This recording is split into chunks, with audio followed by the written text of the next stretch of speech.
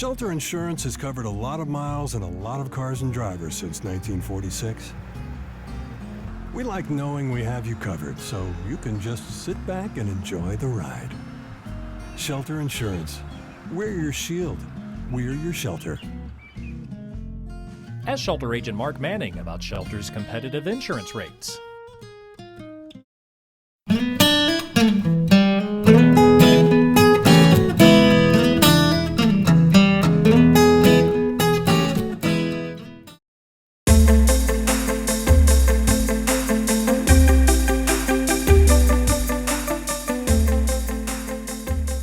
My good friend Dan Larson, Merchants and Planters Bank, and it's always my pleasure to get to see you, sir. Credit card man here down at M&P. But first of all, you've been on the program before. Tell us a little bit about Dan Larson. Tell us a little bit about how you got started here at M&P, how long you've been here, so on and so forth. Tell us a little bit about you, for those that don't know. All right, Dan Larson, been here. God, lived in Newport since '87. Right. Went off to college and then decided to come back and make Newport my home. Actually, it was in December of 2008.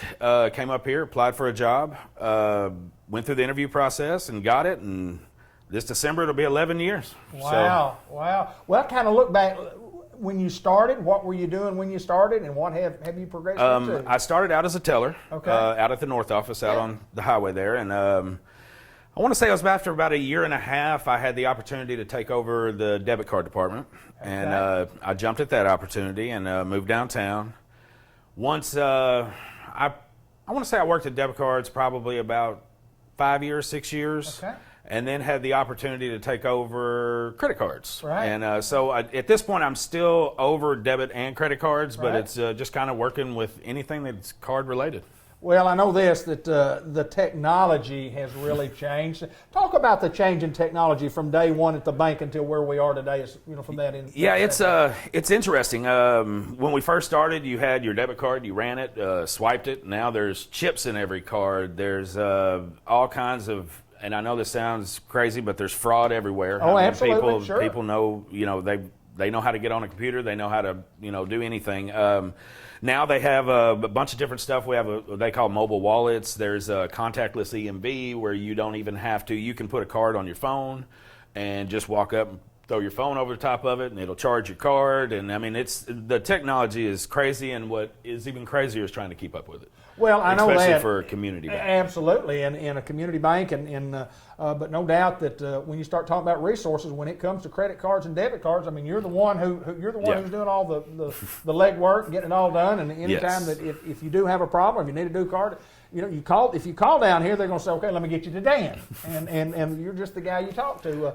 Well, Dan, let me ask this. Tell me about your experience of, Greyhound football player. Greyhound football's coming up, and I don't care to share this with you. You've lost a ton of weight, and you look fantastic, my friend. Thank you. I feel a whole lot better.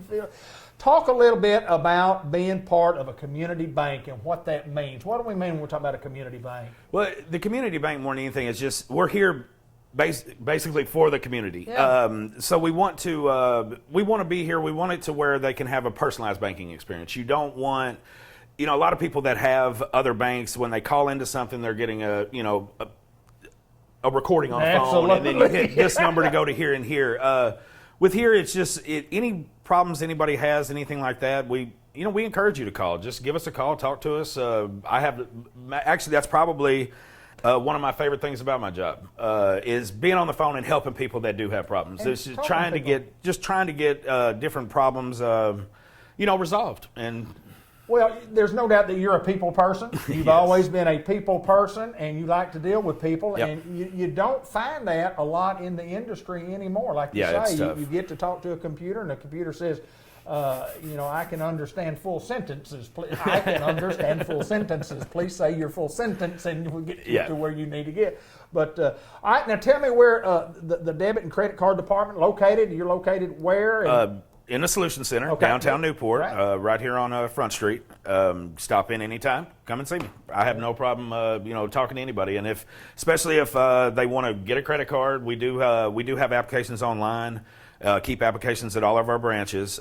We are in the process of trying to get to where we can fill it out online and submit it. Okay. But there's so many security things with that it's just a process to go through. But yeah, just all you have to do is fill it out, turn it in. We send it to our loan committee, and then next day or so we know whether or not you got approved. Well, I appreciate you taking care of us, our family, and our business. And anytime we have a problem, we call you. Man, you ride on it, you get it taken care of. And It's just the service that you get at Merchants and Planters Bank overall. It's just our hometown bank, my hometown bank, M&P, and Dan Larson with the credit and debit card department. Good to see you, my friend. You too, Dave, and congratulations on the Hall of Fame. Thank you, my friend. I appreciate it. We're pretty blessed and honored. And yeah, well, you guys deserve it, that's that. for sure. Thank you, my friend. Merchants and Planters Bank at the Solution Center in downtown Newport. Where the rubber meets the road, Farmers Tire Mart in Newport. And you talking about a great place for automobile service. We do brakes, we do shocks, struts, wheel bearing, front end alignment. The most important thing we can do, if you're driving down the road and that check engine light comes on and you go, oh my goodness, my engine's about to blow up. Well, it's probably not going to blow up, but you do need to get it checked. They have equipment, they have computers that will diagnose your problem.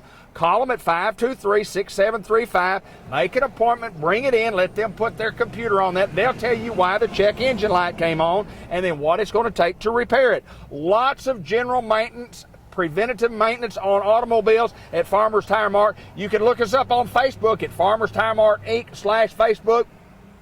And they have field and road service repair for big tractor tires out on the farm. So give them a call at that number, 523-6735. Tommy and Linda Bain since 1992.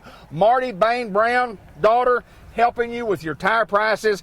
Open till 5 o'clock Monday through Friday until noon on Saturday. Farmers Tire Mart, where the rubber meets the road.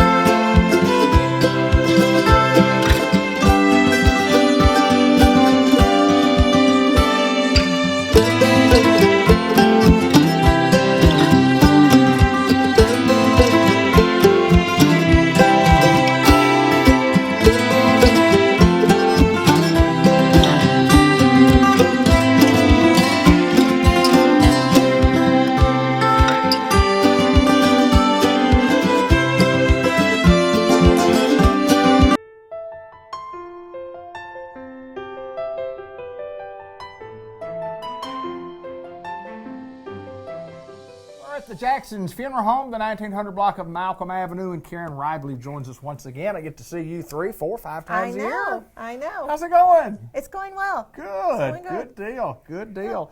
I came in, expected to see Jan this morning, and I saw your pretty smiling face, and you said, I'm the one this morning. You were only slightly disappointed.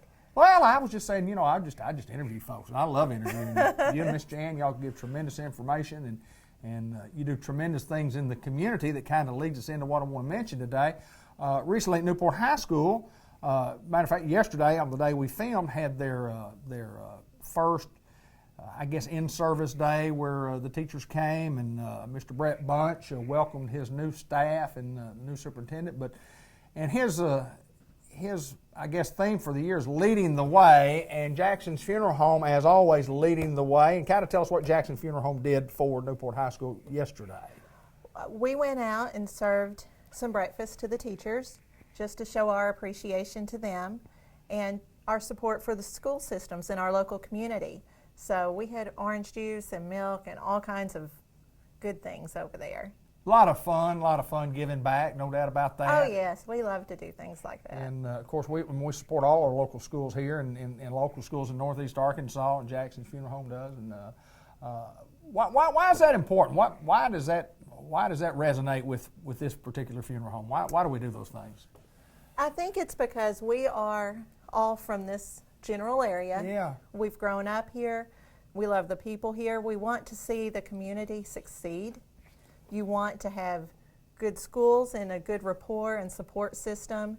You want people to know that they can count on you for what they need. You know, and you mentioned having good schools, and in Jackson County, 2 excellent school districts, and there's no doubt about that. And the Jackson County School District, along with the Newport High School, and Chester Shannon and what he does up there yes. is it's just marvelous what Chester and his group has been able to do. But leading the way at Newport High School, Brett Bunch, and thank y'all so much for doing that. I know the community really got involved. Oh yes. Because he asked the community, and boy, the community responded. Absolutely. This community turns out. And we come out Yes. and take care of each other and take care of anything that we can do. If there's a need, we respond. We try to meet it. Yeah, we try to meet that need, no doubt. Well, and of course, Care Specialty has always been just the knowledgeable one on when we start talking about pre-need arrangements, and we can't talk about it enough, and we can't talk about the importance of it enough. And share with us some of the knowledge that we talk about a lot, but we just think it's important that people know what we do when it comes to pre-arrangement. I think it's incredibly important. I feel like prearrangement is something you can do to relieve a number of burdens from your family. You can relieve the financial burden by prearranging, prepaying, making sure that everything is taken care of so your family doesn't have to worry about finances at such a hard time. Right. Anyway, Yes. it takes care of your family emotionally because there are a lot of choices to be made. And there are choices to be made that you may not even think of until you're in this situation. And if a lot of those questions are answered for you and those selections are made, it just relieves you of so much stress. Yes. Yeah, the pressure's on. The pressure is on, Yeah. and you're in a time crunch. Right. Because most people try to have funeral services within a few days. It's hard for some families to wait longer. Right. So you're in a time crunch. You've got a lot of questions. You've got a lot of questions Yeah, to answer. You've got a lot of things to find. Right. And I think finding pictures, finding life insurance policies, finding cemetery deeds, all kinds of things like that, veterans papers. We always need that DD 214. Sure. And if someone has moved or recently gone to a nursing home or anything, or sometimes you just can't find it. Right. And it helps to have those things already in a file, everything's taken care of. You know what mom or dad wanted.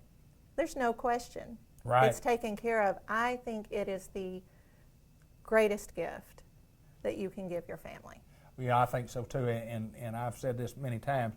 I've been on both ends of that with having family members having done it and having family members having not, and I can assure you it was so much easier with the pre-need and the pre-arrangement because we didn't have to answer questions that we really didn't know the answers to because they'd already been asked, and That's and right. that family member had answered those questions. So it was easier coming to, I always say, coming to this table and making Yes. those arrangements. When you come here, when you sit down, there's lots of questions, and you will turn around and you'll look and you'll go, I don't know. I But don't know. You do know if you prearranged. That's right, you do know. And it takes, there's no miscommunication Right, between yeah. family members. Right. It's such a highly emotional time, and people can get upset with one another, or they can feel offended when they shouldn't with each other. And so if that's already taken care of, you're just taking a little more of that out. It's just so good. Financially, how does that work? How do you purchase a pre-arrangement? What do you do? You can come in here, you select your service, you select your merchandise, you can pay it all at once Okay. and be done with it. Okay. If you can't do that, that's not a problem. Right. You can make payments. Up to 5 years is typically what we try to do. Okay. You pay a small down payment, you make your payments. There's no interest. Right. There's no interest. So You don't get that a lot of places, no, do you? you don't. And so every dollar you pay comes off of your funeral service. It locks your service and merchandise prices in at today's price. So if you come in and prearrange today, you live another 25 years, your service and merchandise is locked in. Your family does not owe any more Right. money for those items. Right. And that is huge. Yes, it is. We've had some pre-needs from the late 80s, early 90s. Mm-hmm. Those people save more than they paid. Is that right? Yes, Is that right? those Yeah. are my favorite because Yeah. that is a real talking point for pre-arrangement. How many folks here, or who all? I mean, if somebody's wanting to talk to someone about pre-arrangement, who do they contact? Do they contact just you, or others do pre-arrangement? No, they can talk to me. They can talk to Jan. Okay, Sarah. They can talk to Dee Dee Dupree. Okay, yeah, Chris Driver. yeah. Any of us, all they have to do is call. They can come in. There's typically one of us here at all times. Right, right. So that's not a problem. If you've got someone in particular you'd rather talk to, someone you know, Sure.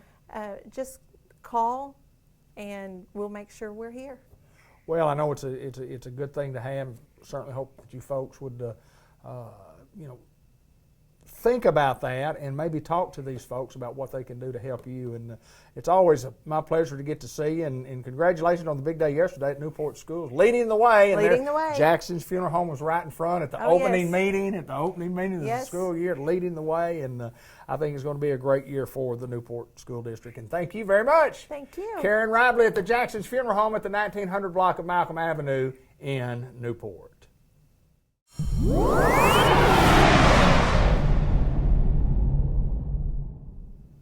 This is Dr. Rob Emery. We have visited with him before, WRMC Medical Complex here in Newport, and a urologist who sees patients here in Newport, Batesville, and Cherokee Village. And Dr. Emery, good to see you again. Thanks for having me. Glad to be here. Tell us a little bit about you. You've been on here before, as I say, but we want to kind of remind folks a little bit about you and your history, long history that you've had of being a doctor. Sure. I've been in Batesville for 21 years. I came in 1998.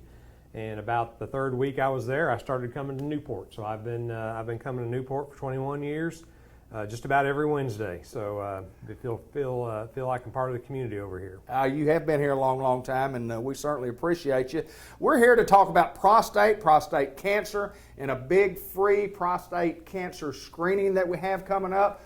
First of all, let's find out a little bit about prostate cancer, some of the risk factors that we have. Tell the folks about prostate cancer. Sure. Prostate cancer is the most common cancer in men, and it's the second most common cause of cancer-related death in men. So they say the odds are about 1 in 9 that a man will develop prostate cancer at some point in his life. So it's a very, very common part of my practice. Myself and my partner, Dr. Brown, we see and treat a lot of prostate cancer, unfortunately. But the risk factors are usually we start screening men over 50. Okay. It's also much higher prominence in the African American community. Okay. So we screen those gentlemen as well. And there's also strong family history. So if somebody has a family history, we like to start screening them even earlier. When you talk about a free screening, what's entailed in that? What do we do at a free screening? Well, none of it is painless, but I like that. except for the bill. The bill, There you the go. bill is Finally, zero. the bill is zero. The bill is zero. Yes, but sir. The main ways to detect prostate cancer are through blood work, through a test called a PSA, or a prostate-specific antigen. We've been using it since the 1980s. It's not a perfect test, but it's the best test we have going. Okay. And so we do the blood work, and then one of the physicians or one of the providers will do a brief rectal examination. Okay. And that's it takes about 30 seconds. And if men can think that women can go through their screening, it's certainly something that a man can go through. And it doesn't take very long, and it's not near as bad as they think, and it's just once a year, and it can detect a lot of cancer. So, yeah, well, why once a year, and why every year? Well, because as you know, cancers can crop up, and we have men who have come every year, and in 5 or 6, 7 years down the road, they show up, and all of a sudden their blood work's out of whack, or we detect something on their examination, and so. Just like for women, recommend a mammogram every year, or even a colonoscopy every 5 years. We recommend a yearly screening for prostate cancer. You have a big crew of people that are going to be working on this day, which is September the 17th, the Tuesday, September the 17th, 5 to 8 o'clock at the White River Medical Center in Batesville. But lots of folks that help put this thing on. Lots of people, lots of organization, and we have lots of nurses and nursing students to help draw the blood. We have people to corral guys, because we'll have over 300 men there over that period. And then we have our providers. It's usually myself and Dr. Brown, our nurse practitioner, Carla Smith. And sometimes we have additional nurse practitioners. Also, Dr. Allgood, the radiation oncologist, who also treats prostate cancer, will be there. And we do all the examinations and try to run people through without too much of a wait. Well, we think it's very, very important, and you'll see the number at the bottom of your screen, and also the website that you can call and register. And we were visiting with Annie before we got started, and she said mostly the men generally don't call, but the women call for the men and say, "You get there." That's true. That's true. And it never fails. I've been doing this for 21 years, and it seems like we detect about a half a dozen cancers a year. It's pretty consistent.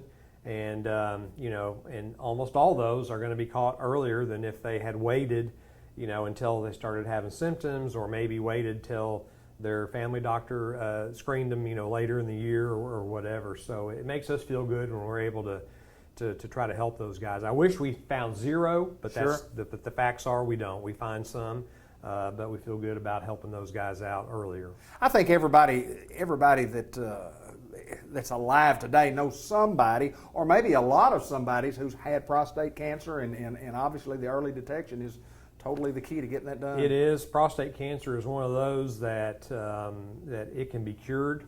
There's many different ways to cure it if it's caught early, but if it's not, it can kill you. Absolutely. And nowadays there are a lot of men with prostate cancer that we don't actively treat. We just watch them very closely, because there are some of the cancers that don't grow very fast.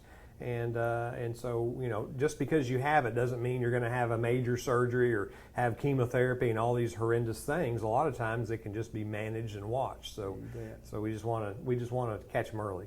We remind everybody that you've got to register. We have 300 men that we're going to give a free prostate screening to. Register, as we say, with the number, or call in on the number, or look at the website. But it's a great opportunity for you guys to get out there and have yourself checked, and do it every year. And Dr. Emery, we appreciate your time. We appreciate what you do, and this is a great service provided to the community. Thank you. We're happy to do it, and everybody come on out. Okay, we're at White River WRMC Medical Complex in Newport, part of White River Medical Center and the White River Health System.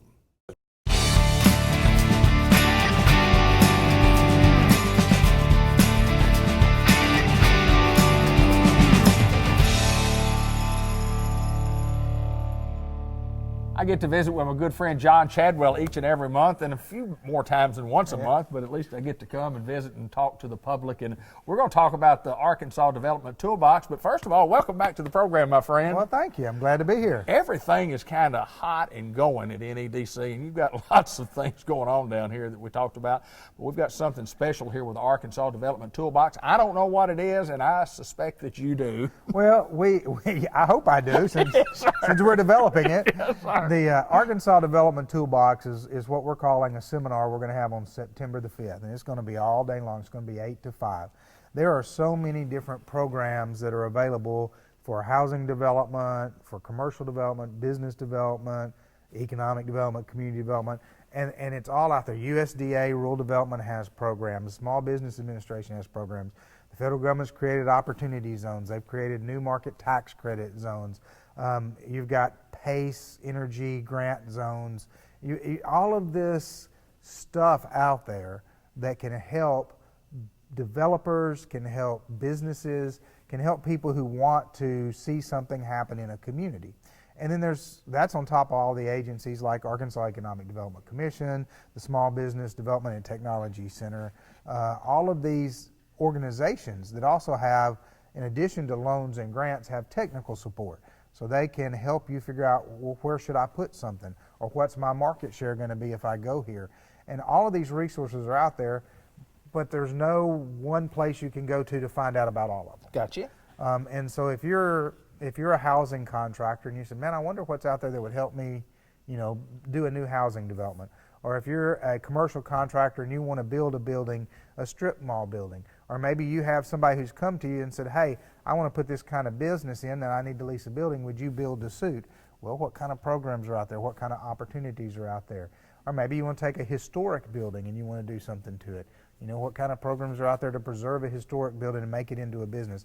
So our idea was, let's take as many of these programs as we can and give everybody a taste. Right. Just a little taste, because everything's going to be 30, 45-minute sessions, but it's going to start at 8 o'clock and it's going to end at 5 o'clock. Wow. And we're not even getting everything in, but you'll have 21 or 22 different presenters who will come and talk about what is an opportunity zone, what is a new market tax credit zone, what is the Forge Community Lending Program, what is the PACE Energy Efficiency Program, what are these programs, and how can you take advantage of it? And we'll have a round table with our local banks. We'll talk about, hey, you've heard about SBA, you've heard about new market tax credits. We've done those in our bank, so we know how to guide you through that. We'll have the Small Business Development Center and White River Planning and Development, both of whom help people get their business plans together, help people write grants. They'll be there to say, today as you listen to this, if one of these strikes your fancy, let us know. We'll help you do it. Plus, you've got the contact information for the people who know about these programs. So Leslie Lane is going to come and do a presentation on opportunity zones. Well, you're going to get his email contact. You're going to get a business card from him. So if opportunity zones is what you are interested in, you won't get all the information you need in his 30, 45-minute presentation, but you'll get enough to know if that's going to work for you, and if it is, then you got the information to contact him. And so you'll have a collection. And part of your collection of this information, it may be something that you don't need right now. Maybe that's not the project you're working on right now, you don't need that. But maybe you look down the road 5 years and you're working on a different project, and you're like, oh wait, I remember that program, I need it. And so what we're trying to do is show what's available in Arkansas for people who want to develop Arkansas. Now, obviously, our goal is to spur development in Jackson County. Sure. So we're going to have a map that shows where our opportunity zone is. We're going to have a map that shows where our new market tax credit zone is. We're going to have all of this material to show about our community, but really the information will be for people all over northeast Arkansas who want to can come, and some of it will apply, most of it will apply to their areas. There's some opportunity zones in Craighead County.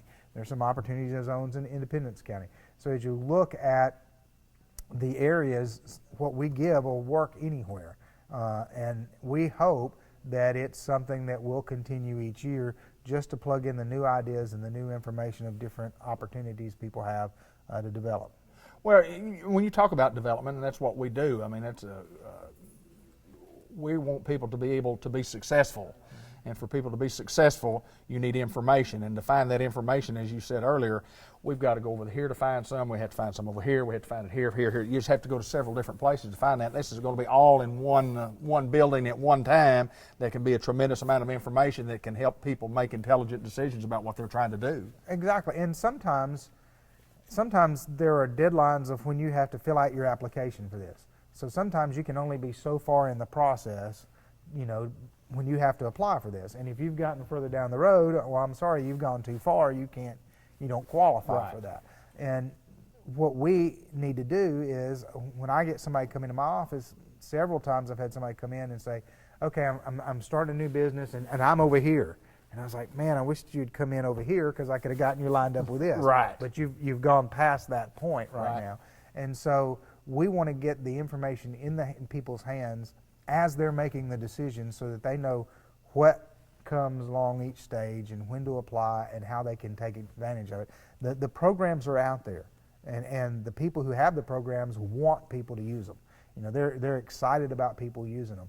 And so, in fact, we started working on this, and everybody I've asked has been like, I'll come talk about my program. So they really want to connect their program to the people who need it.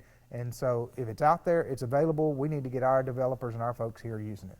There's no doubt that success and failure of business is determined on, you know, the planning of what you have, and you can't plan unless you have information, and this is what this is. This is information to plan, and success and failure depends on things like this right here. But it's a big day. Tell us again the date. September the 5th from 8 a.m. to 5 p.m. We're going to provide lunch. Okay. And it'll be out at ASU Newport in Okay. the Larry Williams Community Center. Okay. So it's going to be a big day. It's going to be hosted by the NEDC, and I think it'll be really good for our area. If you know any contractors, developers, architects, engineers, anybody like that, just tell them about it and recommend they come because I think they'll learn something. Do you have to call to make a reservation? We're going to ask for people to RSVP simply so we have a good count for lunch, Okay. but it's not going to cost anything. Okay. And who do they contact? They They just contact call us here at the office. There you go. You know, call 523-1009. That's NEDC in downtown Newport. This is John Chadwell. He's the executive director of the Newport Economic Development Commission. And my friend, it's always a pleasure. Thank you.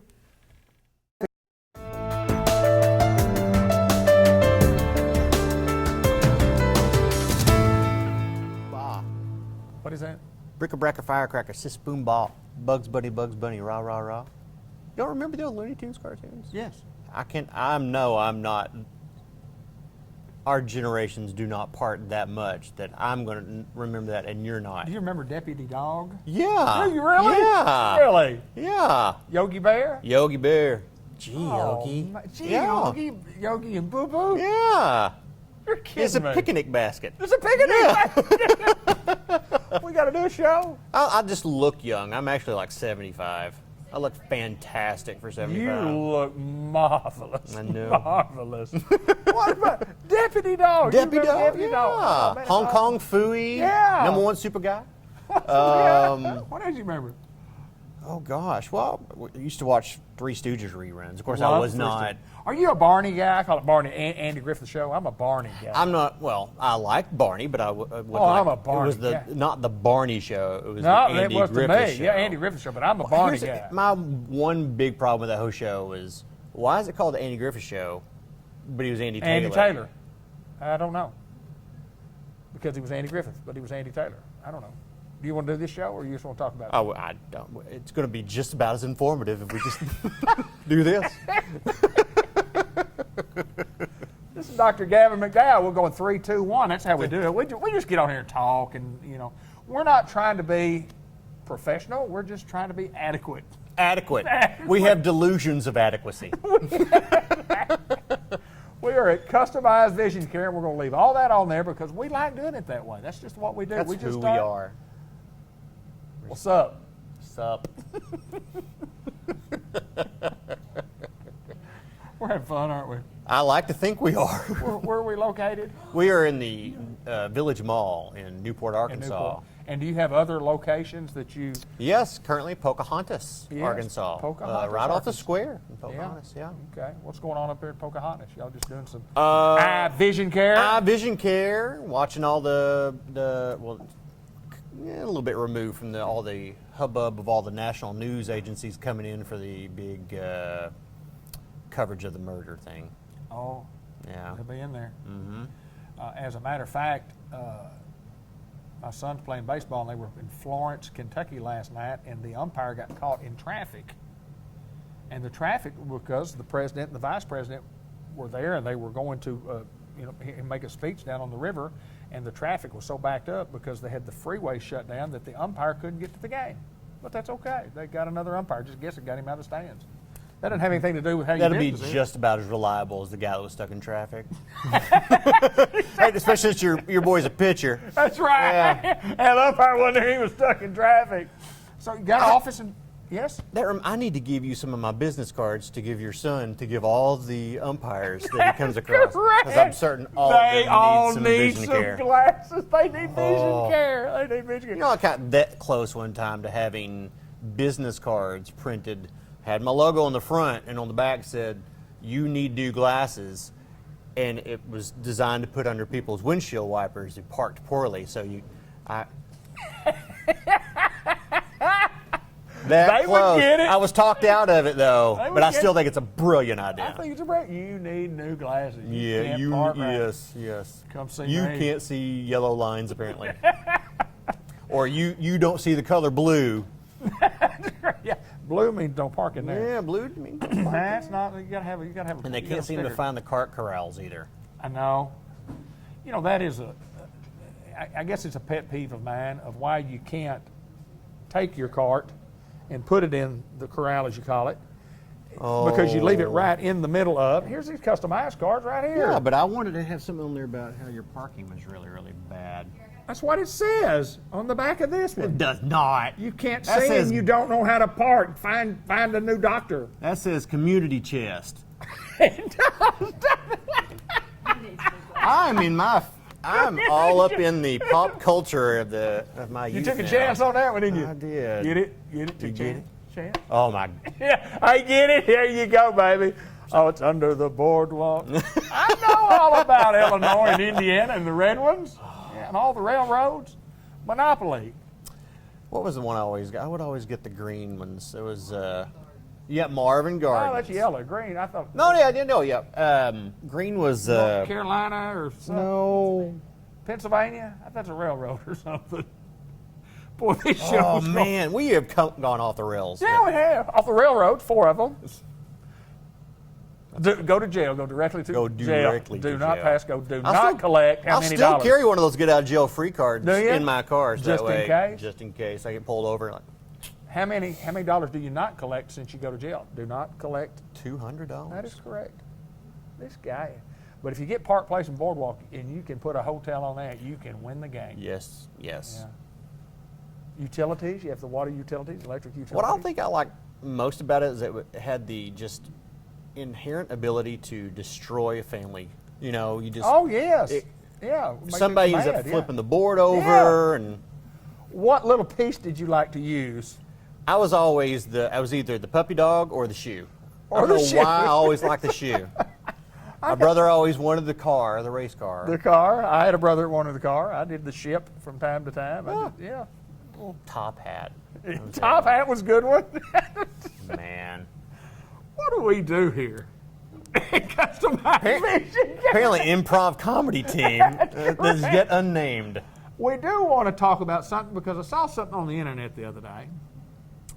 Somebody reminded me of this. And they were talking about getting some sunglasses that had it was a real cheap price. And I thought it was it sounded too good to be true. So tell me what I saw there. You saw something that was too good to be true. Yeah, like 50% of something. Well, but it wasn't that, was it? no. When I asked you. It was, and it wasn't even sunglasses. It was just Just glasses. Just lenses to be used Right. on a computer. But Right. yeah, they still promoted it on their sunglasses too. But they were promoting for $85 or something like that. You can get frame and UV blocking lenses that block Right. 50% of UV, Right. up to 450-ish nanometers. which sounds like that's good. Oh, that's awesome! It sounds awesome. I Not want awesome. some. Yeah, but it's not. It's not No. Because, and this gets real technical, so It was over my head a while ago. hang with me for a second. The UV spectrum, because we got this whole spectrum of light. The UV spectrum is from about 30-ish nanometers to just shy of 400 nanometers. They were claiming they blocked 50% of UV light up to 450 nanometers, which 450 nanometers is not in the UV spectrum. It's in the visible spectrum. Okay. So what they're basically saying, their lenses are simply tinted lenses that block some visible light. So that's like taking a piece of plate glass and taking a magic marker and coloring it in just a little bit, and you still kind of see through it.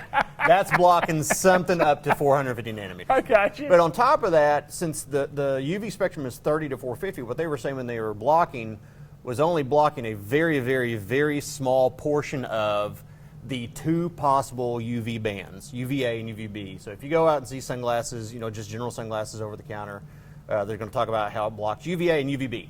Okay. Well, their claim that they block 50% of UV light up to whatever nanometers. They were only blocking part of the section of one of the two bands. So that's where their 50% came from. They are blocking of the 100% possible two.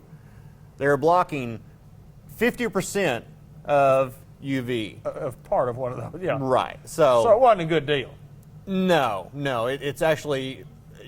I'll put it this way: we just recently put out a social media posting about how sunglasses on kids is just as important as sunscreen on kids. Okay. Now I know we talk about this a lot. Sure. Sunglasses during summer and winter and all the seasons because the sun's still there in the winter, but they are like sunscreen for the eyes. Right. So with the type of lens that they were promoting, you literally are putting your kids and yourself in more danger because you feel as though you're getting the protection, but you're actually still allowing all that. You've been sold, air quotes, you've been sold on right. the idea that this is good and you're throwing your money away. Exactly, but it's all about how it's worded. They were not lying. Right. They weren't being fully honest and truthful. Misleading, maybe. Very misleading, but in the grand scheme of things, you get what you pay for. The bottom line, we don't do that here. No. And I'll be blunt. When it comes to our products and the lenses we provide to our patients and the frames and the service for that matter, I'm not going to out cheap. Right. You're not here to do who's that. cheap. No. I'm here for quality. Yeah. So if you want, there are things less expensive than I can provide. You're not the guy who gets the exactly. You don't want the cheap. But I'm happy to direct you to something that's Sure. going to be protective to your eyes if I can't provide it for you. Well, but I will tell you, I will be more than happy to tell you all the mistakes you make, though, whenever you come in here. I want to get my glasses online. Right, and why you shouldn't. Yeah. But that leads me to probably the most important eye vision question of the day. What does any of that have to do with monopoly? Well, the fact that there's not been some type of glasses, a little frame to take the place of the top hat. Because, if you think about it. That would be cool, wouldn't it? Benjamin Franklin invented bifocals, and so we had regular spectacle frames way before that. The top hat didn't come into the 18... make up a number because no one's going to look it up on this. 1880s. 1880s is when it came in. 1880s. And so, when's the last time you saw somebody wearing a top hat other than on like Dumb and Dumber? I saw a picture in an encyclopedia. I saw. Well, there you go. When's the last time you looked at an encyclopedia? Oh, wow. Well, every time I go to my parents, because they throw nothing away. It's still in the bookcase, right there for all to partake of, to see, when the, Treaty of Paris was signed, Yes, sir. Oh, this show's going nowhere. No. But it's been a good show, It's always good shows. Yeah. That's one thing we have is consistency. So, once it goes bad, it consistently goes bad. If we're going to be bad, we're going to go full That's bore bad. full bore bad. Folks, drive I me recommend this guy. If you have some vision problems or you want to learn how to play Monopoly, we invite you to Customize Vision Care in the Newport Village Mall. And again, if you're looking for a cheap route out, we don't do a cheap route out. We're going to get your eyes to where they need to be. I'm going to do my job, and I'm going to do it right. There you go. He's Dr. Gavin McNally. Dr. Gavin. What's your name? You're a public speaker. You're awesome at this. What is your name? Gavin. Bolivar Shagnasty. That's, yeah. How do you spell McDowell? McDowell. All right, what does MACDONALD spell? McDonald. Okay. What does MACHINE spell? McHine. Machine. He's Dr. Gavin McDowell. We're fell for Customized Vision Care, and I got you there, my friend. Good to see you, sir. You as well.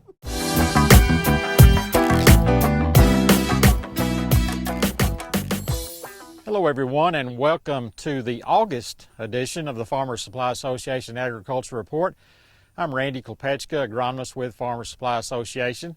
Well, August is always one of my favorite months, and that's because the season is finally starting to wind down a little bit.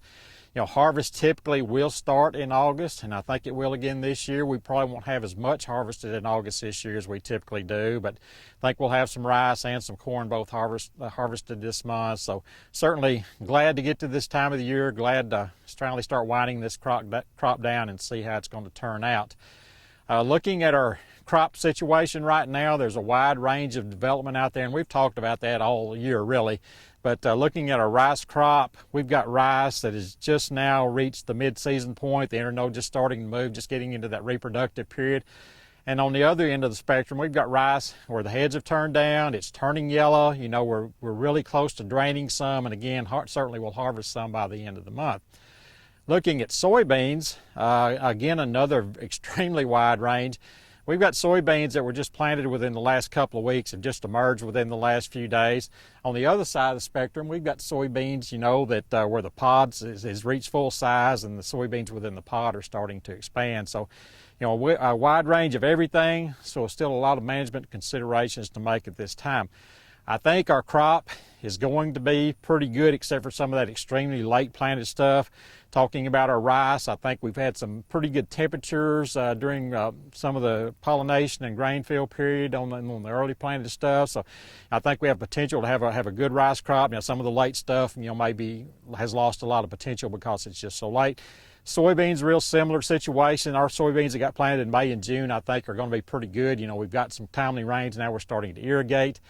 We've had good temperatures, we've had sunshine. Those are all important for crop development. So, you know, I think except for those, once we got into, you know, July and started planting soybeans, obviously that potential is not very good at all. There's several things we need to talk about at this time of year. We're starting to wind down, but there's still some very important pest management issues, I guess you might say, we need to talk about. We're talking about insects and diseases, and also irrigations are some of the things we need to be looking at right now. So talking about insects, let's talk about rice first. Again, our big issue in rice is the rice stink bug. As usual, we started out with very high numbers of stink bugs. They've really started to trend down here lately. A couple of weeks ago when I made my first sweeps in Poinsett County, it was unbelievable. I actually got like 73 stink bugs per 10 sweeps. I had never seen anything like that in my entire career that I can remember, just extremely high numbers. We often see that with our early heading rice because the stink bugs tend to congregate on that.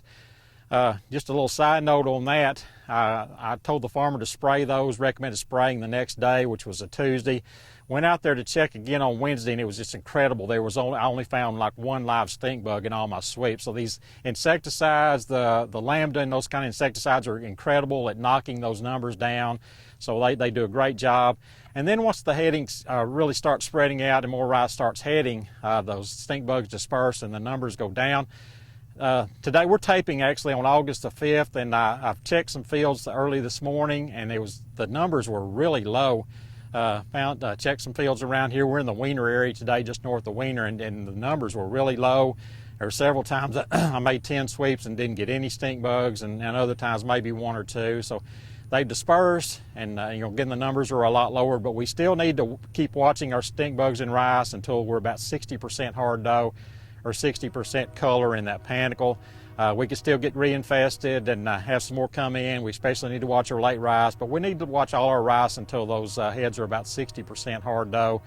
And make treatments. After 2 weeks of heading, our treatment level goes up to 10 stink bugs per 10 sweeps versus 5 per 10 sweeps the first 2 weeks. So even though our stink bug numbers are down, let's keep watching for them. All right, now we'll turn to soybeans, and we've got one big insect that we really, our main concern with soybeans are the corn earworms. We have not had big numbers of corn earworms yet. Part of that's probably because our soybeans are later this year, developing later. They are starting to get some increased numbers down in South Arkansas. I heard a report from Gus Lorenz, extension entomologist, this morning talking about some pretty heavy flights down in South Arkansas, but very few treatments up in this part of the state. I've heard of a few in Cross County. But again, just not a lot of need to treat any corn earworm in this part of the state. What we do need to be doing is monitoring for the corn earworm, and I want to talk about something that's over here to my right. This is a corn earworm trap. It's a moth trap, and as you can maybe see in the top, we have a lot of moths trapped up in there. Let me show you how this works. There's a little rubber strip that we put in there that's pheromone that attracts those moths to the trap. We just clip it in there, so the moths are attracted to that pheromone. They come in the bottom here and they fly up into the top, and they're trapped there. So what we do, by the way, this is provided by the Poinsett County Extension Office. Thanks to Craig Allen and Jeffrey Works for providing this for me so I can monitor that on a weekly basis. But I'll come out here every Friday, take that top off. Usually sometimes I might need to use an insecticide to knock them down, but I'll take that top off and we'll count how many are in there. And we don't base a treatment on how many moths are in there, but we do. That gives us an idea if there's a heavy moth flight, if it's increasing from one week to the next. But again, we don't need to spray a moth. A moth is not going to do any damage, but from that moth, eggs are laid, and then larvae can hatch out from those eggs, and they can migrate to soybeans and get to the size where they can damage the soybeans. So that's what we're doing with this. You may see these out in the country every once in a while, and that's what it is. That's a corn earworm moth trap. Once we do start seeing increased numbers in those moth traps, what we'll do is we'll get our sweep nets out. We'll start sweeping fields and seeing if we actually are getting larvae increasing out in the field. So if we get certain numbers, certain sizes, we'll start spraying for them. A couple of different types of insecticides we use. There's a new biological insecticide I want to talk about today, and then we've got our traditional chemical insecticides. This biological insecticide is called Heligen. It's a living virus, and there's a couple of things we have to do differently when we use this living virus. First, we have to spray our worms a lot earlier. The treatment level for the worms, if you're going to use the Heligen or the living virus, is 5 or less small larvae per 10 sweeps. And once we get using other insecticides, it'll be more. But again, with the Heligen, if we get 5 or less small larvae, less than a ½ inch long, then we can use the Heligen as our treatment material for our corn earworms. A couple of things about the Heligen. Again, you've got to catch the worms early. You can't wait and scout later, so we've got to catch them early when they're very small and very low numbers. It's a living virus again, so we have to keep it cool. We don't just throw it in the back of the truck or inside your truck where it's going to get hot or anything like that. We need to keep it below 77 degrees. So that the virus can remain living and work. So that's something we got to remember if we want to think about using this. It's very effective. All the tests have shown it to work very well. It's been in the field to some extent the last couple of years and worked very well. So again, if you want to think about using this, and it's very economical, we need to catch the worms early and keep the virus maintained in a good area and not let it get too hot or anything like that. So if you want to think about that, that's a good method of control. If we're not going to use that, or if the worms just get too big before we see that we have a treatment level out there, then we go to our traditional chemical insecticides, like our Prevathon, our Besiege, even our pyrethroids such as Karate and generics and things like that can be effective. But we do have a sliding scale to determine our economic threshold on those. We take into account the price of the treatment of the insecticide, and we take into account the price of the crop, the price of soybeans right now to determine what our treatment threshold is. So for example, if you're using one of the cheap materials, one of the generic pyrethroids, it only costs $1 or $2 per acre to use, then our treatment threshold is much lower because it doesn't take as much to recover that amount of money that you're spending. So our treatment level, if you're looking at those cheap materials, is down actually about 6 or 7 worms per 25 sweeps. On the other hand, if we're using one of our insecticides like Prevathon or Besiege that are a little more expensive, They're more expensive, but generally they do provide quite a bit more residual, and they also generally are more consistent on their control. So they're more expensive for a reason. But if we're using those more expensive insecticides, then our treatment level goes up to about 11 or 12 per 25 sweeps. So again, your treatment level is going to be based on the price of the crop and also the insecticides you're using and how much it costs. But all of these materials can be effective. The heliogen can be effective, the Prevathon and the Besiege are effective and do provide you residual. And again, generally the pyrethroids, the generic pyrethroids and such, they're not quite as consistent, but I do see good results a lot of times, but they're not quite as consistent and they provide pretty much no residual. So, just kind of pick what you want to use. They can all be effective if used in a proper way. But so that's kind of where we're at right now. A couple other things. Irrigation termination on rice. We're getting to that point right now. As I mentioned, some of our rice is that far along. There's a lot of different methods out there. When I first started being a county agent, what I always learned was if the end grains are brown and if the base grains are milky, then you're probably safe to terminate irrigation and drain at that point.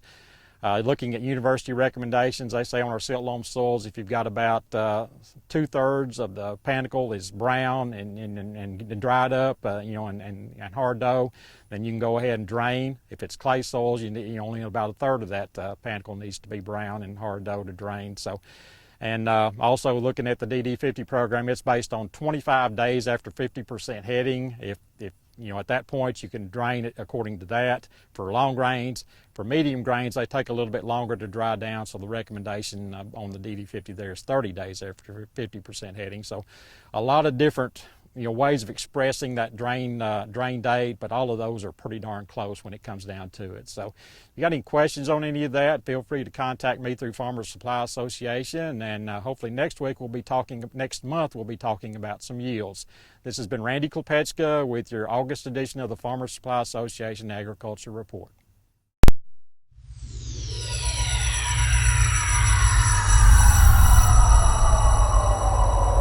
What a great pleasure to be in Newport, Arkansas at Unity Health Harris Medical Center and visiting with Stephen Webb, who is the president and CEO of Unity Health. And I don't mean just in Newport, but the CEO, president of the whole company. And welcome, my friend. Good to see you. Glad to be here. Thank you. We've got to find out a little bit about you. Tell us a little bit about growing up and all. You don't have to mention all the places that you've been, but you've been a lot of places. Tell us a little bit about Stephen Webb that we don't know. Very good. I was born in Searcy, Arkansas at the old Central Hospital. My parents lived in Judsonia at the time, and my dad worked for Crane Automotive, delivering auto parts. He decided that he wanted to be a minister, so we packed up when I was a couple of years old, moved to Arkadelphia, and we went to Ouachita Baptist, where he got his degree, and then from there he went through small churches. So I got the opportunity to live in Odin and Hatfield and West Memphis, Coldwater, Mississippi, Shady Grove, Mississippi. I lived in Brinkley, Arkansas. We moved to Centerton, and then we moved to North Little Rock, and that's where I say I grew up, in North Little Rock, because I asked a girl to the 9th grade homecoming dance, and she said no. And I got my driver's license there, and that's where I graduated from high school, in Little Rock. And so I say I grew up in Little Rock, but my home has always been in this part of the world. My grandparents lived in Judsonia, so I spent all summer in Judsonia pulling barbed wire fence and splitting logs and fishing in the middle of the afternoon, and just worked hard with my grandparents, but really enjoyed my time there. So this has always been home to me. Well, and you had mentioned before we got on here about, living in so many places, it was hard to make friends, lifetime friends, because you weren't there long enough. Kind of talk about that a little bit. There's only one lifelong friend I have, and that's my wife. She and I met in college. We went to East Texas Baptist University in Marshall, Texas. Okay. And we got stuck in a business group together in one of our classes, and we're sitting there visiting, and I don't think she was interested in me. I was interested in her. She's a lot prettier than I am, handsome for sure. And we were visiting and talking about some of our test results, and she said, well, what did you make on your test? I said, I made a 97, and the biggest look of shock ever on a woman's face happened, and she goes, you're smart. And so not a lot of confidence there. She had no confidence, no, did she? she didn't. But I've been very fortunate to be married to her. We're coming up on 17 years. Wow. And she's been my only friend and my best friend, and I'm very fortunate to have her. But I think moving around a lot has helped me be able to develop relationships quickly.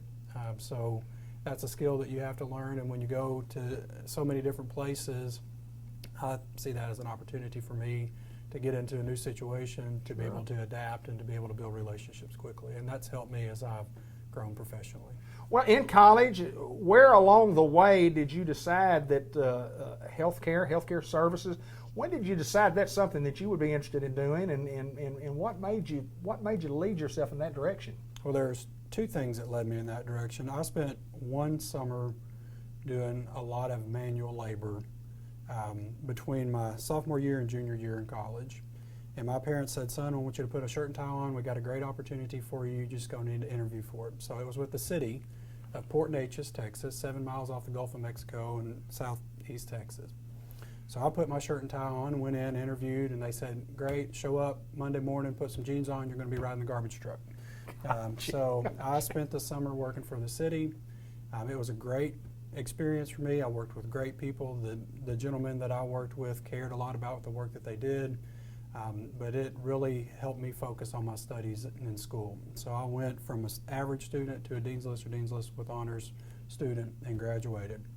I worked first as an insurance salesman. So I finished college and I was in the insurance business, and my son was born at 28 weeks. So it was unexpected. My wife and I were really excited to have our first child, but at 2 pounds and 8 ounces he was born. So I was in the hospital almost every day for 2 months at LSU in Shreveport, Louisiana. We were living in Marshall, Texas at the time. So it was really eye-opening to me, the impact that everybody in the hospital had. It wasn't just the nurses and the doctors that were taking care of him. It was the social workers and the case managers and the people that were cleaning the halls that stopped and talked to you, and the cash register clerk at the cafeteria. Everybody impacted our stay there. And to me, that really drew me in. I wanted, the whole time I was growing up, I wanted to be able to have a mission and a ministry. I'm not a very good public speaker, so I knew I couldn't be a preacher. And I'm not smart enough to be a doctor, so I figured I could be in healthcare somehow. I didn't know where that path would be, but I went, studied for my graduate entry exam, got into graduate school, and God just continued to open up doors for me. And it's just been a wild journey, but I got into it because I saw what everybody did and how that impacted care, and how they could take that work that they did and make it their ministry, and I wanted to do that. Oh, it's very interesting. Great story. And most people have stories that there's a reason why that you get into what you do and what led you in that direction, and it's very interesting to say the least. And following Ray Montgomery. Yes. And he's been a big help to you. Talk a little bit about how much he has helped you along through the transition. Well, Ray has helped me for a long time. In 2006, I did a fellowship with Ray Montgomery. So I finished my graduate work, and did a fellowship with Ray. So I got to spend some time with him 14 years ago. Wow.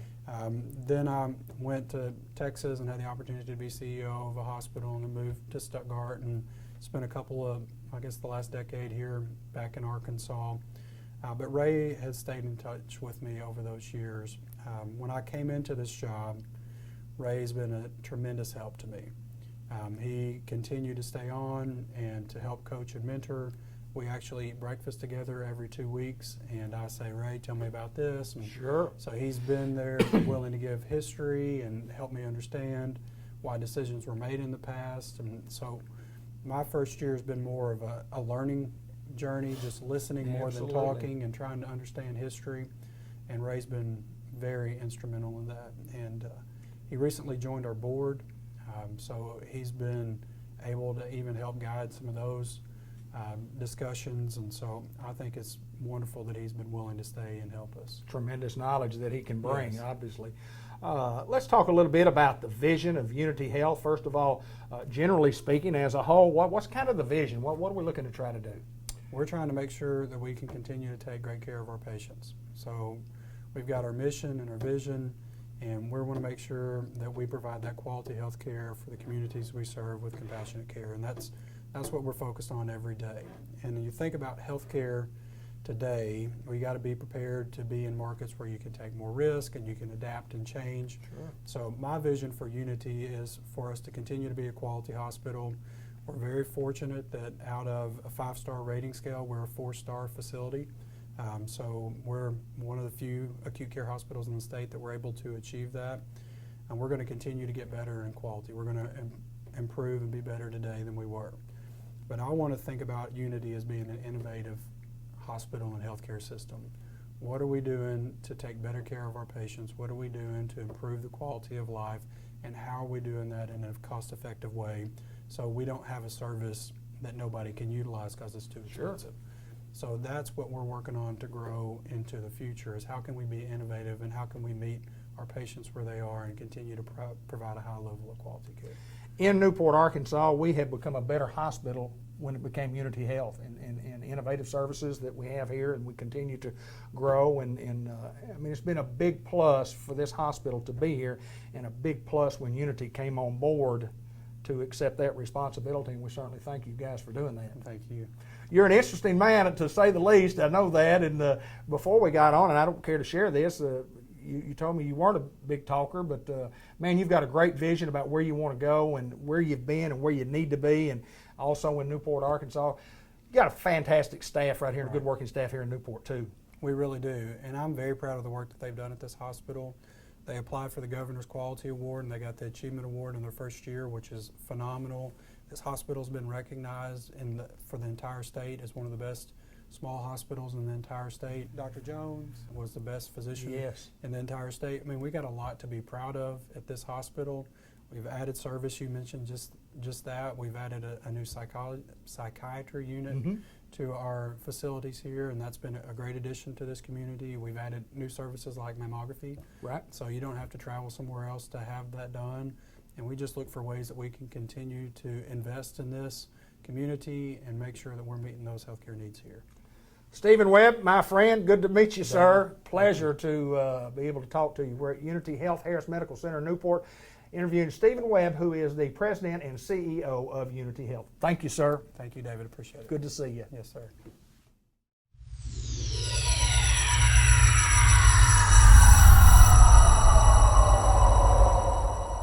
We're joined by Julie Wolf from Unity Health. We're in Newport today at the Harris Medical Clinic, and we want to welcome you to the program, Julie. Thank you. All right, we've got to find out a little bit about you before we get into what you do at Unity Health, but tell us a little bit about you. Where are you from, and you tell us something about your family. All right. Well, I grew up in Searcy and went to Harding Academy and Harding University and majored in nursing, obviously. I've been a nurse since 1989. And I have been working with HealthWorks with Unity for probably about 6 years now. Okay, HealthWorks, and obviously it has something to do in the medical profession. It has something to do. Tell me what HealthWorks is, and kind of talk about what you do with HealthWorks. Okay. It's interesting, to say the least. Yes, I think it's a department that not many hospitals have, and we focus basically on 2 different areas. First of all, the industries. We go into the industries we over like 7 different counties, and we go into the industries and we will help the employers, like we're a resource for them. Okay. We can provide TB skin tests, flu shots, CPR first aid classes, a number of screenings. One thing I do quarterly is free blood pressure checks. Okay. And so this helps the employers so that their employees don't have to leave their place of work, and they can get the things that they need done there at their business, and done by nurses like myself, and that's what we do. Well, you mentioned blood pressure, and we talked about this before we got on the air. Blood pressure is one of those things that a lot of people could have, and they don't know that they have until you go into these industries and you give them a blood pressure check, and it's skyrocketing high. And then what's the question that you say you might get from time to time? What about my headaches? Yeah. Anything to do with my headaches? Yes. And it's so important because so many people don't know they have high blood pressure. It's called the silent killer for a reason, and it sneaks up on people. And before they know it, they're not feeling good. They don't realize it. They might just think, I'm not getting good rest at night, or I'm getting headaches, and it could totally be related to your blood pressure.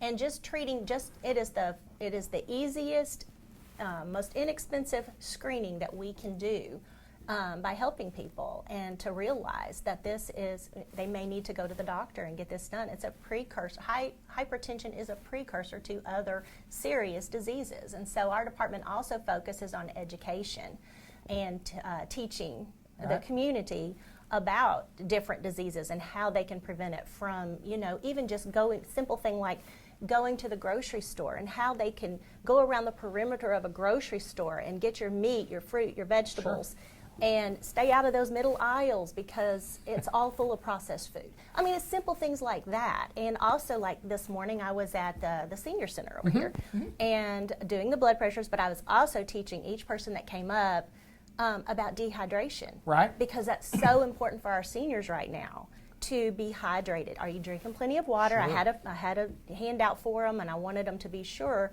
that they drank, because a lot of people don't know you drink about half of your body weight in ounces.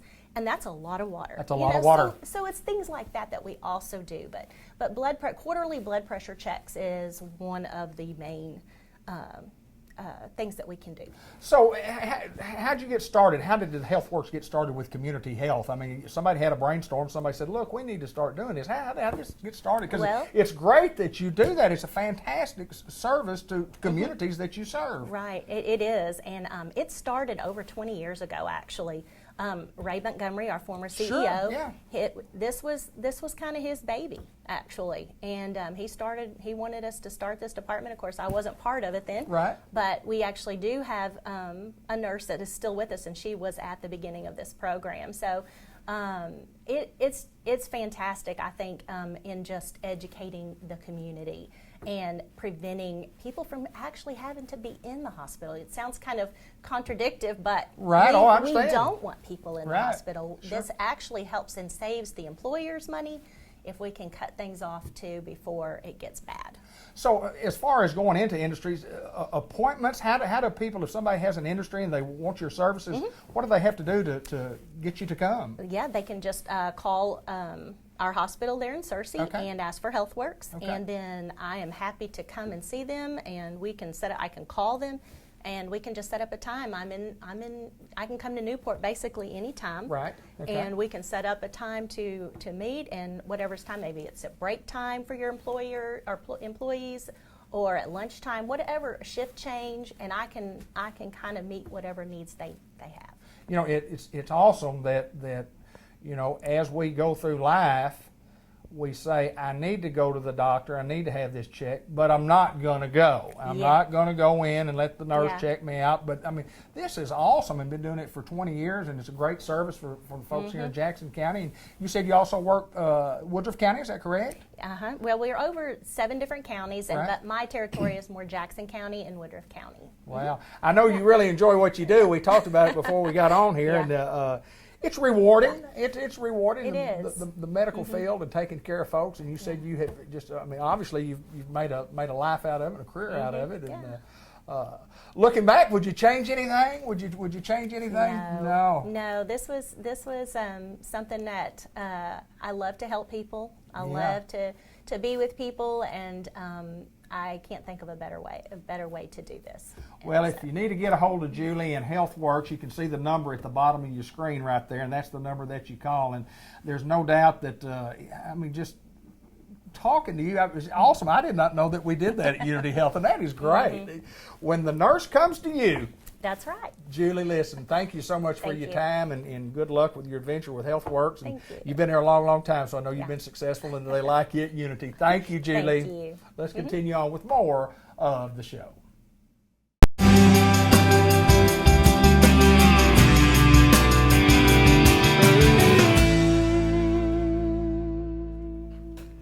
Mr. Jay Cox, St. Michael's Place, Newport, Arkansas, Pecan Street. It's always my pleasure to get to come over and visit with the crappie fisherman, the greatest one of all time. And I've talked to you 10 minutes before we got on there, and I didn't ask you about crappie fishing. You've just not had time. You've had vacation. Had vacation. Yeah, how was vacation? Vacation was good. You know, I tried something that I've been wanting to try for a long time. I went parasailing. I saw that. Way up in the Fun? It was fun. It was exhilarating? It was peaceful. You know, I thought it might be something like a thrill ride, but you know it's not. You get up there and you can see for days, and it was very peaceful. Actually, you ought to try it. Wow. You need to try it. You going to convince me? At least one time, you need to try it. I have asked about that, a time or two that we've been down there, and I said, that looks like something that I would. I'm really not scared of heights as much as I am scared of being enclosed in something with claustrophobia, but it looks pretty neat, and it doesn't look like you're going real fast, but boy, when you see you come by, when I'm on the beach or whatever watching you come by, I go, ooh, that's a long way up there. Well, I went on one that took you way out in the ocean. I wasn't going to get too close to the beach. Just in case. Just in case. Had a good time on your vacation? Had a good time. Well rested and ready to come back, and you come back, and we're at St. Michael's Place again, and good things always happening here, Jay, and good time of year to talk about what we do and what all we support. Well, it is a good time of the year, and just as we was coming down for this interview, the residents were in there trying out a new game they had set up in there. And matter of fact, we've had a couple of changes in staff, and got a new activities director whom we'll interview later. And okay. And she had a beanbag game set up in there, and they were all lined up in there having a good time. Good deal. It's one of the things in our home here, and a lot of time we call this a facility, and it is, but really St. Michael's is a home, and and I'm just privileged to work in the home here, but the residents were in there having a good time, and just getting to see them smile and see them laugh, and just being a part of their lives is just it's really a blessing. Our residents are some of the neatest people that I've had the privilege of being around every day. And our last interview we talked about a special show we're working on, and I want to remind the people we are still working on. We're still doing a little bit of research. Want to make sure we got all our facts in order. Right. About one of our special residents who's got a little bit of a rock and roll history. So, I guarantee you. So that's going to be a neat show, and I'm looking forward to that. But we don't want to give away too much right now. But things are looking good, and also school's starting up. Greyhound football's coming, and it's just a neat time of the year. But as far as crappie fishermen is going, it's hot, and the crappie are hiding from me. I don't know. Is that right? Yeah. Is that you hadn't found them? Well, I find them every once in a while, but times are tough if Jay's not catching any crappie. Well, I ain't catching any, but I'm catching enough.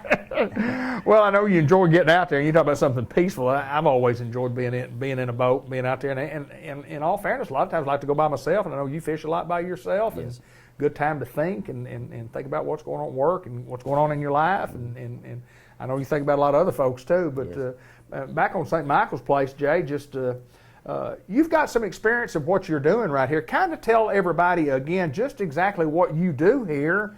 And what all that entails, because you have an enormous responsibility. Well, I do, and I've been here now about 3 years, and I guess we haven't talked about my position in a while. Right. I hired on as a social position, social worker, and have kind of evolved in my position over the years, and I'm the admissions coordinator, and so I take care of basically on the front end of every resident that comes into the facility, and I deal a lot with the insurance side of things, and making sure that when the resident comes in that they have a payer source that's gonna take care of that the bill gets paid. Sure. And take care of a lot of the things on that end. Whether they're coming in short term or long term, I work hand in hand with the business office and making sure that their finances are taken care of, and that's a big job in itself. Yes, sir. Also, for our residents that are on Medicaid, they have a trust fund that they can set up that their monthly income comes in, like when the checks come out the first of the month. Sure. Everybody wants their money.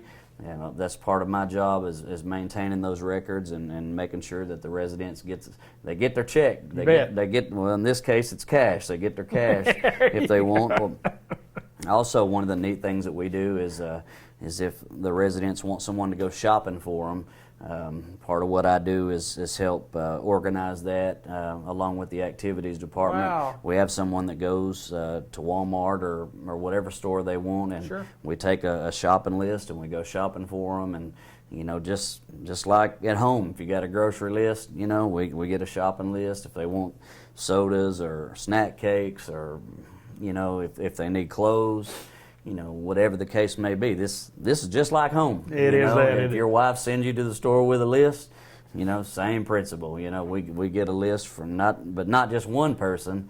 We get a list sometimes from 30 people. Wow. Yeah. And a lot of times we send one person with that list. Can you imagine, going, it takes, shopping spree. Sometimes it takes 2 or 3 hours just to go and to keep all that straight. So, it's a big job, just taking care of people. And it takes a calling, Absolutely. It takes a heart to take care of these folks. And you know what, I've said this many times, it's like taking care of family. Yeah.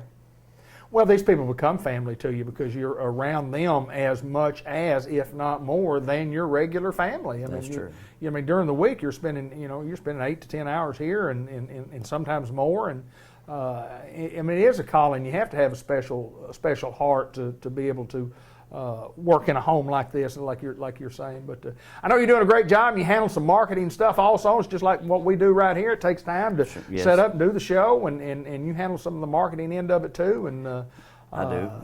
Tell us about that. Tell us what all you do there. Well, part of what I do during the week is also I go out to not only this hospital, but hospitals in Jonesboro and Searcy and Batesville, Right. Some assisted living facilities, and I take information about St. Michael's Place and talk to the case workers and discharge planners at these facilities and let them know the things we have at St. Michael's Place, and just kind of tell them a little bit about us, and just like marketing, you got to get the word out about St. Michael's Place. Part of what this video is, just trying to let the people of Newport know about us. And well, beyond Newport, folks come into our facility from other towns as well, and St. Michael's Place is doing well, but we have room for you, and so part of marketing is getting the word out, and so that's what we want to do here with this video is let the people of Newport know that we've got room for you, and we want to help take care of your loved one, and so part of my job, which is a lot of fun, is getting out and letting people know that this is a place to be. It sounds like part of all your jobs, part of both of your jobs is what that sounds like to me. I know you're doing an awesome job, and I know St. Michael's is doing an awesome job also, and we certainly encourage you. If you have any questions, you can come by and visit with us and tour the facility. Tour the facility. Come on out. Yeah, we invite you by. But Jay Cox, my friend, it's always my pleasure. Yes, sir. I'm glad you went parasailing. I probably won't go. I hope you start catching a few more crappie. Me too. We're at St. Michael's Place, Pecan Street in Newport. Come see us.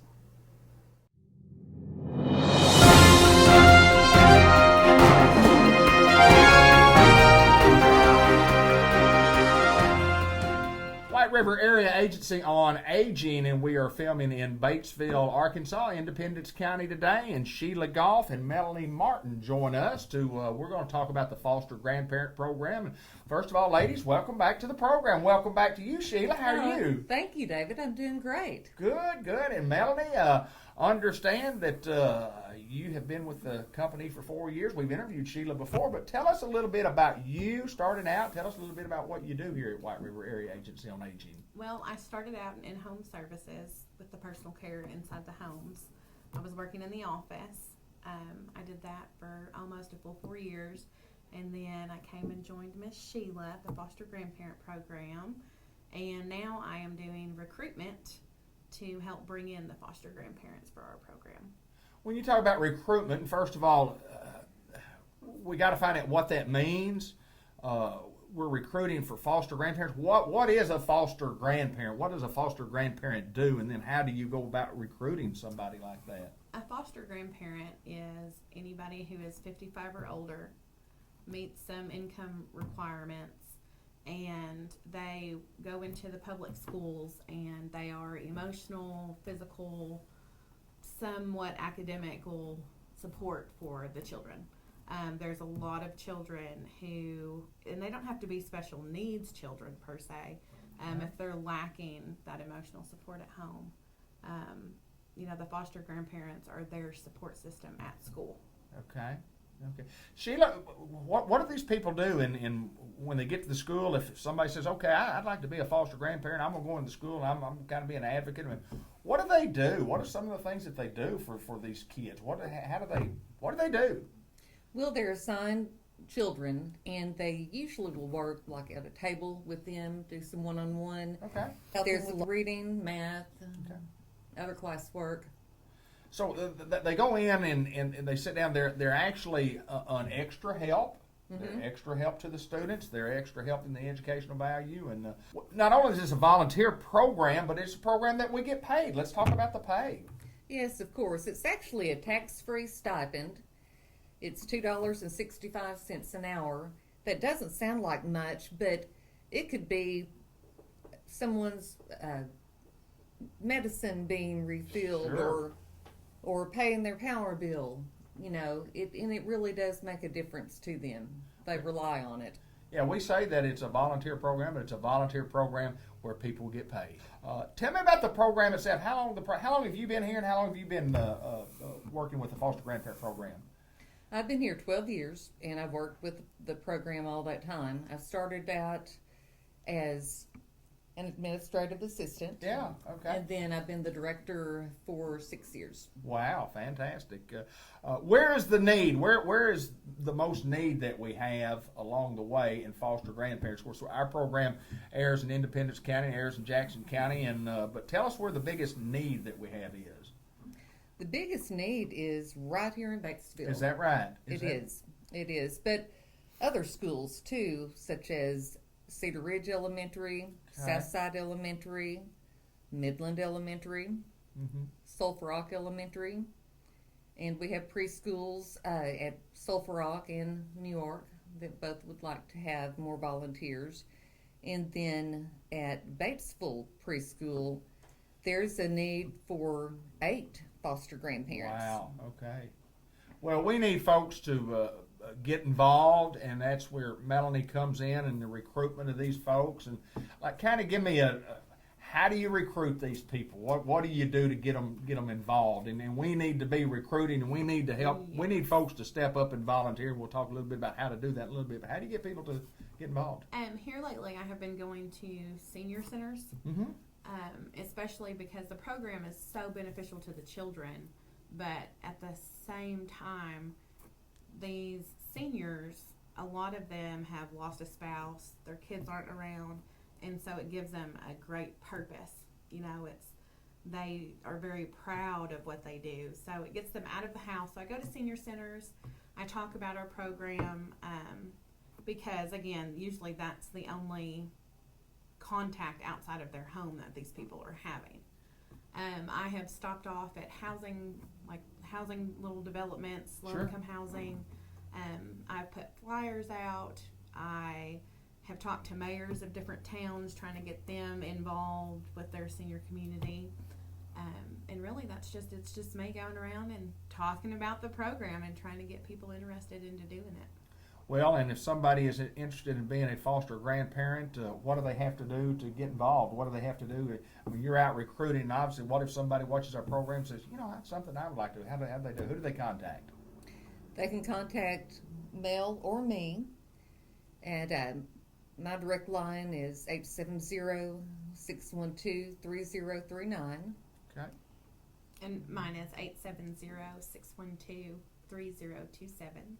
And the main number is 612-3000, I think. Is that correct? It is, correct. 870-612-3000. So we encourage folks who are interested in being a foster grandparent to give us a call. Let us know that you're interested, and then we can talk about hours of the week. By the way, how much time does somebody have to spend in being a foster grandparent? They have to work a minimum of 15 hours a week. Okay.